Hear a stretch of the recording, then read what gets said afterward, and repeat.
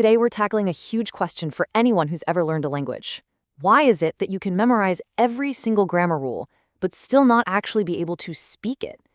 We're going to look past the textbooks and get into what real communication is all about. So, does this sound familiar? You've got the verb conjugations down pat. You know exactly how to structure a sentence. But then, the moment someone asks you a simple question in that language, your mind just goes totally blank. It's such a common problem, and it really shows this huge gap between just knowing a language and, actually using it. And this really gets to the heart of it. On one side, you've got linguistic competence, basically knowing the rules. And for a long, long time, that was it. That was the whole game in language learning. But on the other side, you have the real goal, communicative competence. That's the ability to actually use the language out there, in the real world, with real people.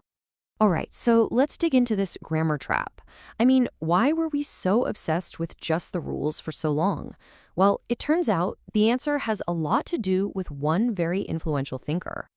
Okay, so the famous linguist Noam Chomsky comes along, and he introduces this idea of linguistic competence. He was really fascinated by this perfect, almost mathematical system of rules that lives inside our heads, our brain's incredible ability to generate endless correct sentences. And he made a very specific choice. He separated this ideal internal knowledge, what he called competence, from our actual, messy, real-world speech, which he called performance. But, focusing only on those perfect ideal rules, it just felt like something was missing. I mean, if the whole point is to actually talk to people, shouldn't we be studying, talking? And that exact realization sparked a huge shift in how we think about language. You can really see that evolution right here. It kind of started with Saussure, who first separated the big abstract language system from just the act of speaking. Then, like we just saw, Chomsky doubled down on that internal system of rules. But the real game changer, the person who really shook things up, was Del Hymes. He basically said, hey, knowing the rules is totally pointless if you don't know when and how to use them in actual social situations. And this idea from Hymes was honestly revolutionary. He was saying it's not just about what's grammatically possible, it's about what's socially appropriate.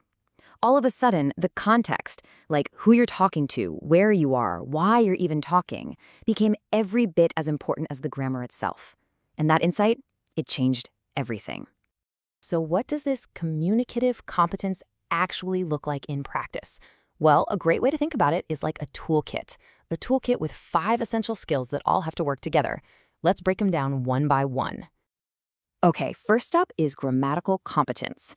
And look, this doesn't mean we just throw all the old rules out the window. Not at all. You absolutely still need to know the words, the grammar, the pronunciation, all those basic building blocks of the language. You can think of this as the foundation of a house. It's the raw material, right? It's what you need to build anything at all. Without grammar and vocabulary, you've got nothing to work with. But, and this is key, a foundation isn't a house. It's just the very first step. All right, next tool in the kit, sociolinguistic competence. This is all about appropriateness. It's knowing how to adjust your language depending on the social situation. I mean, you don't talk to your boss the same way you talk to your best friend, right? Here's a perfect example. Saying, let's go for a coffee to a friend, totally fine. But saying that same sentence to, say, your school's headmaster? Yeah, probably not a great move. See, both sentences are grammatically perfect, but only one is socially appropriate. This skill is all about learning to read the room and navigate those unwritten social rules. Tool number 3 is discourse competence. Now, this one's about moving beyond single sentences. It's about how you weave them together so they actually make sense as a whole. It's what makes a story flow, what makes an argument logical, or what makes an email easy to follow. Just look at this conversation here. On the surface, these 3 lines seem totally random. A, that's the telephone. B, I'm in the bath. A, okay. But we get it instantly, don't we? That's the telephone isn't a statement, it's a request. Can you get that? I'm in the bath is an excuse. No, I can't. And okay is an acceptance. All right, I'll get it. That invisible glue holding it all together, that's discourse competence in action. Okay, tool number 4 is an absolute saver. It's called strategic competence. Let's be real. Communication is messy. We forget words, we misunderstand each other, it happens all the time. This skill is all about how you deal with those moments when things break down. The best way to think about it is as your communication repair kit. It's knowing how to rephrase something when you get stuck. It's asking for clarification. It's even just using gestures to get your point across when you can't find the right word. It's all the little tricks we use to keep the conversation from grinding to a halt. And that brings us to our final tool, number 5, socio-cultural competence. Now, this goes even deeper than just social rules. This is about understanding the culture behind the language, all the shared history, the values, the unspoken assumptions that shape how people communicate. It's not just about what people say, but it's about what they don't say that everyone else in that culture just understands. It's the inside jokes, the cultural references, all that stuff. Getting a handle on this is what takes you from just speaking a language to actually truly connecting with the people who speak it. Okay, so that's the theory. But how does this whole toolkit idea actually change the way we learn a language? Well, as it turns out, it completely transformed the modern classroom. All of a sudden, the goal totally shifted. It wasn't about producing perfect, flawless sentences anymore. The new goal was just effective communication. Can you get your message across? That became the most important thing, even if you make a few mistakes. And this, as you can imagine, led to a completely new way of teaching. So what does that actually look like? Well, in a modern classroom, you're going to see a lot more student interaction. Think pair work, group work. You'll be using authentic, real-world stuff like magazines, songs, and videos.